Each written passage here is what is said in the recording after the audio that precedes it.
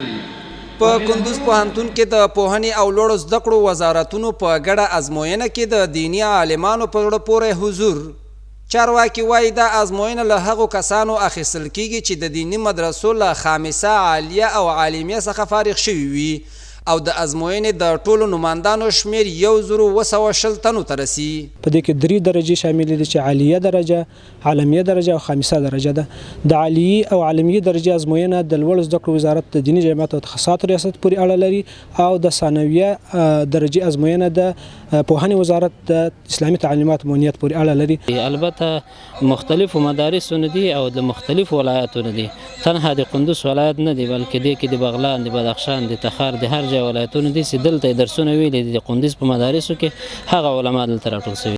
په ورته وخت د کندوز ولایت مقام چارواکي د پوهنې او لوړو زده کړو وزارتونو له دغه ګام څخه خوښي څرګندوي او د دې پروسې په روڼتیا او د دیني عالمانو د برخلیک په ټاکلو ټینګار کوي. پروسې د روڼتیا او شفافیت لپاره ټولو علما کرامو او ولسونو ته اطمینان ورکوو چې دغه پروسه او لړۍ کاملا یو شفافه پروسه ده.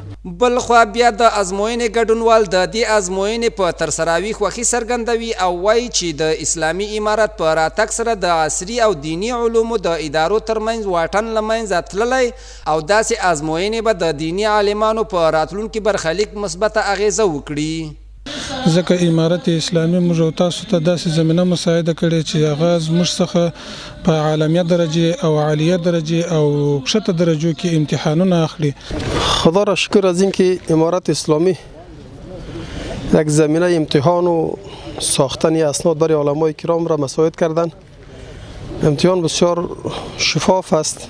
دا ازموینه په داسې حال کې په کندوز کې د دینی علماو د زده کړنیزې دورې د سویې د تثبیت په موخه اخیستل کیږي چې د اسلامي امارت حکومت تل د عصري او دینی علومو د بنسټونو ترمنځ د واټن په لرې کولو ټینګار کړی او په ټول هیواد کې د ځوانانو د زده کړو لپاره ښه فرصتونه برابر کړي دي.